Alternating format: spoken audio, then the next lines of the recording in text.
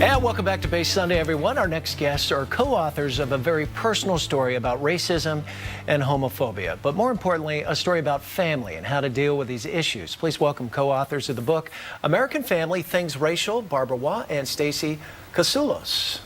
Ladies. Hello. Good to see you. Welcome, welcome. Glad to have you here on Base Sunday. It's a privilege to be here. Well, let me explain to our viewers kind of your story. You're a lesbian couple, and you raised two African-American children, that you adopted pretty much at birth, right? Yes, at birth. And in today's society, you got a couple of dynamics working there.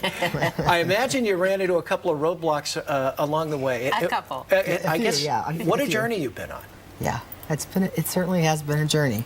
It's had its moments of great joy and just tremendous learning, and it's also had very painful, difficult moments.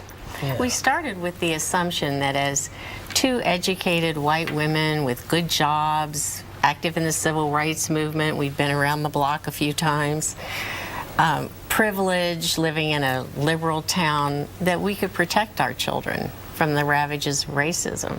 That was our assumption starting out, and we were so wrong.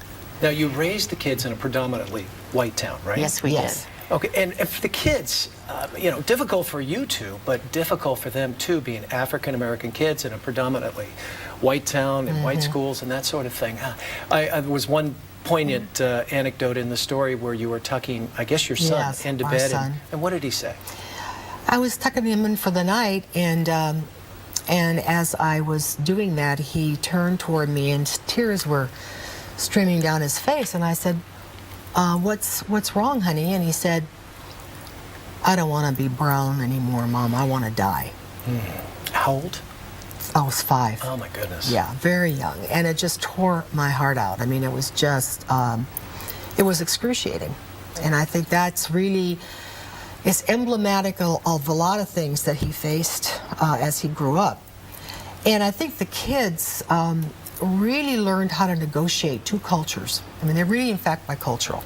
They were raised with us as two white women, and we had developed specifically and intentionally a larger African-American family so that they could identify with that, so we could identify with that. And what opened up for us was an entire world. I mean, people often say, wow, you know, those kids are so lucky, and we say, we're the lucky ones. Yeah. We're the ones that got a window into a whole different life. Well, it's pretty obvious we still have a long way to go. Yes. You've got an interesting quote from our Attorney General, Eric Holder. It's on your cover of your book right here, and I'll just read the excerpt. Though this nation has proudly thought of itself as an ethnic melting pot, in things racial, we have always been and continue to be a nation of cowards. We got a long way to go, don't we? We do, and it's great that you got that and get that. Many have the fantasy that we're in a post-racial society now that we have an African-American president. And in fact, Holder was roundly trashed after those remarks. Nobody wanted to hear that, and he hasn't really said much about it since.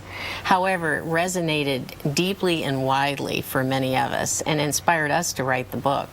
But for someone that's not African-American, how can you disparage what he had to say, because you don't know what an African-American person has gone through. Exactly. Yeah, you know, I think it's... And you folks do, to a certain extent, right? Yes, to a certain extent. I think that the disparaging comes largely out of ignorance and fear. And that's the kind of thing that we wrote the book as inspiration from what Holder had to say.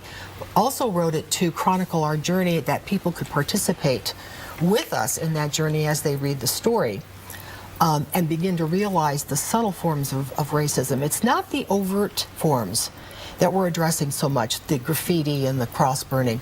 That's not the level we're talking about, although those things still do happen. It's that underlying stuff. It's the stuff that has to do with denial and minimization and collusion and all those things. While people say, well, I'm not racist, or that can't happen, you know, that doesn't happen in our town. Bar was at the swimming pool one time with the kids who were like 10 and 8, and 3 little girls were there and talked about the 3 niggers in the pool. And Barb was talking to a mom the next day at a soccer game, told her the story, and the mom looked at her and said, "Oh, well, that would never happen in our town." And the question you ask is, how could somebody disparage, right? Eric Holder. Well, how could you say to somebody that this just happened to, that could never happen? That's the level. So it's really trying to help. I mean, our intention here is to help good people do something rather than nothing. We're very moved by that quote. All that is necessary for the triumph of evil is for good people to do nothing. And we're very convinced in our own country that we're the good people to do something, anything, small. Well, just to get people talking. Yes. About Exactly. racism. Yes. It's conversation.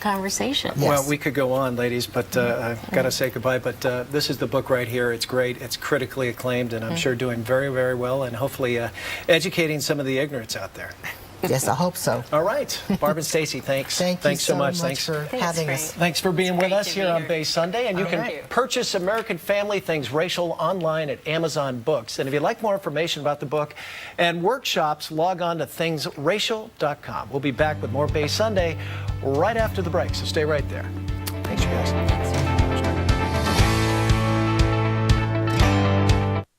Now's the